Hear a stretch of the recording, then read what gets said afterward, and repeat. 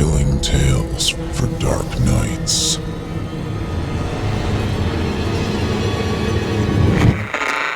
Want to make sure you never miss a Chilling Tales for Dark Nights video again? Be sure to subscribe and hit that bell to turn on notifications. The following interactive performance is a first-round entry in Chilling Tales for Dark Nights 2025 Evil Idol voice acting competition. And you, listener, get to help decide who advances to round 2. Voting is simple. Following the performance, simply click the thumbs up icon on this video if you'd like this contestant to move forward, or the thumbs down if you'd like to see them be eliminated. Voting on this entry will conclude 1 week after the date of its posting. Thank you, and good luck to all of our contestants. "What do you have there, Cassie?" I asked my daughter as she played with something in the living room. "Oh, it's just a marker I got from my friend." She smiled at me as she responded, and I didn't think anything of it. My daughter is a very sociable 7-year-old with a lot of neighborhood friends. I was about to walk away to continue cooking dinner when I saw a strange marking on Cassie's birthday gift. "Cassie, please don't draw on your present. That mirror was an antique your mother and I bought for you." "I'm sorry, Daddy. My friend told me to write it. I'm not sure what it is, but I think it's pretty." She smiled again, disarming my frustration, but I was still confused by what I was looking at. Did one of her friends speak a different language? I looked again at the odd mark on the fancy hand mirror. My wife and I had bought the mirror for Cassie's 7th birthday at an estate sale. It was a very old, antique beauty mirror, with real silver and sapphires studded in it. We were surprised it was so cheap, considering the valuable materials, but we weren't complaining. The marking she left on the hand mirror's edge, written just at the corner where the glass met the metal, was some odd little rune or sigil. The mark looked like 5 Ys stacked together. It didn't resemble any language I recognized, and I didn't know how she would have known to draw something like that on her own. Puzzled, I decided to ask her, "Hey, honey, what friend told you to draw this marking?" She paused briefly, and her smile shifted into one of unease that concerned me. "Well," she started, "you probably won't believe me, but it was the Mirror Man.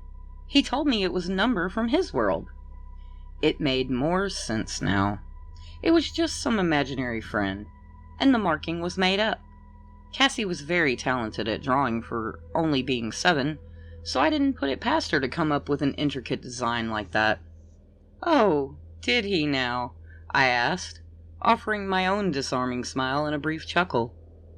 She did not smile back. Instead, she looked a little sad. "I knew you wouldn't believe me. He said you wouldn't." I seemed to have upset her, so I decided to play along, at least in a way that didn't seem condescending or like I was poking fun at her friend. "Okay, honey, I'm sorry. Did the Mirror Man say what the number was for?" She smiled again and said, "Yes.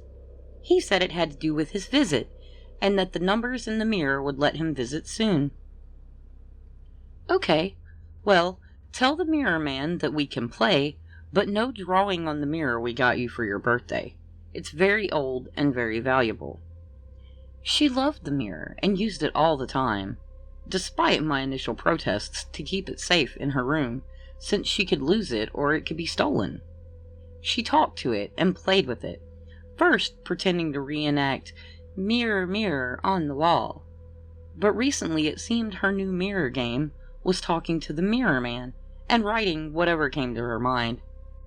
I loved her stories and her creativity, but the look she gave me when I doubted her seemed genuine, and it troubled me. The next day, I got home from work early and decided to surprise Cassie with pizza. I had just come in the door and was bringing it into the kitchen when I heard her talking in the living room again. "Okay, Gallus, but I don't want to get in trouble. Dad will be mad if I leave those marks on the mirror and on the other ones." There was an odd pause, and for a fleeting moment I wondered if she was actually talking with someone. Who was Gallus? Was that what she had named the Mirror Man? There was no response that I could hear, and Cassie soon came into the kitchen, greeting me warmly and acting as though nothing unusual had happened. I thought it was odd, but chalked it up to her imagination again. Later that night, I was awakened by a noise from downstairs. I almost went back to sleep, but when I heard it again, I resolved to check it out. For a brief moment, I was concerned it might be an intruder, but then I focused on the sound and heard the light patter of Cassie's footsteps and relaxed. No intruder, but she shouldn't have been up. I was being run ragged with my wife away for the week at a conference, and I had wanted to talk to her more about Cassie's behavior, but she was too busy to discuss it at any length. When I got downstairs, I found Cassie in the living room with her marker. She was drawing on the mirror on the wall. I was a little frustrated that she had ignored my earlier request, and I went into the room to talk to her. She gasped, clearly startled that I was there, almost as if I had broken her out of a trance. "Oh, Daddy, I'm sorry. I really had to, though. I want to see my friend, and he says I have to draw these on all the mirrors or I won't be able to see him." Once again, I was surprised to see the honest concern in her eyes, and I couldn't tell if it was just because she had been caught, or if she truly thought what she was doing was important. "I don't want to stifle your creativity, honey, but you really can't be drawing on all the mirrors like that. And you really can't be disobeying me or Mommy when we say not to do something. I don't know if that marker is permanent, or if we'll even be able to clean those off." I tried to tell her as amicably as possible, but I could tell she was upset by my tone, feeling guilty and sad. I took her back upstairs and tucked her into bed. On my way back to my room, I stopped to use the bathroom, and when I turned on the light, I let out a frustrated groan. She had left a marking on the mirror up here as well. This time a large Y, with 3 smaller ones above it. I remembered the marking from the day before and thought the character looked similar. Whatever it wasn't random. It had some design or purpose. It even looked like it could be a number, since the previous character had 5 Ys, and this one had 4. I thought, perhaps my daughter, despite being so young, might have somehow learned bits of another language. But how? We didn't exactly have the resources on hand here to teach her that. The next day, while I was at work, I got a call from Cassie's school. I found out she had gotten into a fight. I was surprised and concerned. That definitely wasn't like her. I had to pick her up, and the principal told me that a classmate had tried to take her mirror to look at it, and Cassie had gotten very upset and punched them in the face to get it back. I couldn't believe what I was hearing. That wasn't like Cassie at all. I tried talking to her in the car on the way home, but she was sullen and brooding about the event. After reminding her that we don't respond to people taking our things with violence, she interrupted with a frustrated outburst. "Gallus is my friend. I didn't want to lose him." That name again. Gallus. I figured it must be her made-up name for the Mirror Man. This was getting old now. It was affecting her school life, and with violent outbursts like that, she could get expelled. I tried talking to her again, but she shut down and barely acknowledged I was speaking. I didn't know what to do. I wished her mother had been home, because whatever I was doing clearly wasn't working. After an uncomfortable, silent dinner, I was putting Cassie to bed and started getting ready to sleep myself, when I heard something that sounded like creaking on the stairs. Not again. I went downstairs, and sure enough, Cassie was there, holding her mirror in one hand and the marker in the other, writing on the living room mirror again. I was over it at that point. I stormed into the room, startling her. "Not again! No more of this! You're cleaning these up tomorrow, but first you're going to bed and you're giving me the mirror." She looked like she was about to cry and spoke. "No, I can't. Not yet. Gallus will be angry." I was getting so tired of this game that I shouted again and took the mirror from her, sending her upstairs. She let go of it without fighting, pausing briefly to look at me and then at the mirror. She ran upstairs, a faint sob making me feel terrible about what I had done, despite my initial feeling of vindication in catching her breaking the rules again.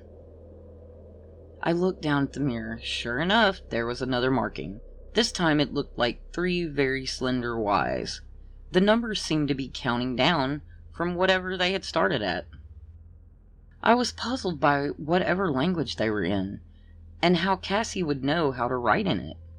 While considering these things, my eyes were drawn to the center of the mirror, and I felt an odd sense of vertigo and unease. I started to entertain suspicions that there was more to this mirror than what we knew, and I wished I had learned more about the people whose estate sale we had bought it from. Next, I decided to look up Gallus. I didn't find anything initially, but when I searched the term in relation to Sumerian mythology, what I found was deeply disturbing. The name Gallus, or Galu, referred to the great demons or devils from ancient Mesopotamian religion that stole victims away to the underworld to be tormented, regardless of guilt or innocence. I started thinking about those Sumerian numerals, counting down, and how Cassie had said the Mirror Man, or Gallus, would arrive when the countdown finished. There was no way this could be real. It had to be a joke. Cassie couldn't have made up ancient Sumerian numbers and the literal name of a cast of demonic kidnappers. I was getting legitimately freaked out at that point. I was so distracted by my research that I lost track of time, and realized I had likely missed Cassie's next trance-like sleepwalking episode. I rushed to check the bathroom mirror to confirm, and there it was. 2 large, slender Ys, marking the number 2. Every other mirror in the house bore the same symbol. I didn't know what to do. I started looking for Cassie to put her back to bed. Yet, to my absolute shock and horror, Cassie was gone. I tore the house apart, searching for her, pleading for her to come out from wherever she was hiding. But it was no use. I called the police and gave them her description, explaining the situation in case she had run away, leaving out the more paranoid and supernatural concerns. I hoped that if she had run off, they could find her quickly. I almost fell asleep on the couch downstairs, exhausted from calling every number I could think of and searching the neighborhood for hours. I spent the entire day searching for her inside and out. Then, at about midnight, I heard the front door open slowly and slam shut. My heart leaped. It must be her, I thought. I wheeled around and shouted, "Cassie, you're back! I was so worried!" Yet, there was no reply. All I could hear was the squeaking of writing. Then I realized she was writing a single character on every mirror. The number 1. That was last night. I don't know what to do now. My wife's flight was delayed. It's still just us. Cassie's asleep in her room. I took the mirror again, and it sits on the nightstand near my desk where I'm writing this. I have an inescapable feeling of dread for some reason. I keep telling myself, this must just be a game, a cry for help. But I don't know what to do. My eyes feel heavy suddenly. I think I need to lie down. Somehow, I woke up holding the mirror. The numbers, they were all there. Cassie's asleep. Somehow, she slept through it. But something happened. I was holding the mirror and the marker. I saw the numbers and brand new strange signs on the mirror that hadn't been there before. Worst of all, it looked like my handwriting. As I struggled to make sense of it, I felt the pressure of some unseen force. I took another look at the mirror's oddly shifting reflection, and the surface gave way to something else. A force, a face, made of pure darkness, with deep red eyes stared back at me. Suddenly the mirror cracked under the strain of the force, then shattered completely. I jumped in surprise, and as I recovered, I heard a cacophony of breaking glass throughout the house. The pressure released in a violent rush, and a fetid, rotting smell filled the air.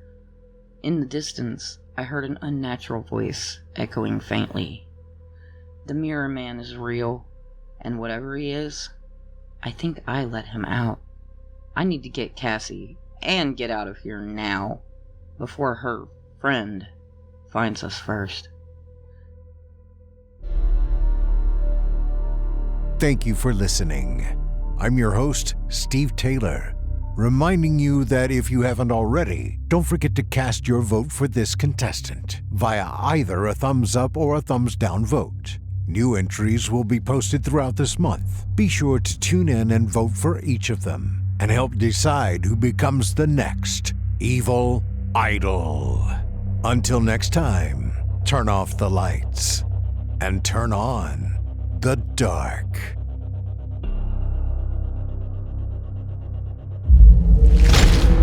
Chilling tales for dark nights.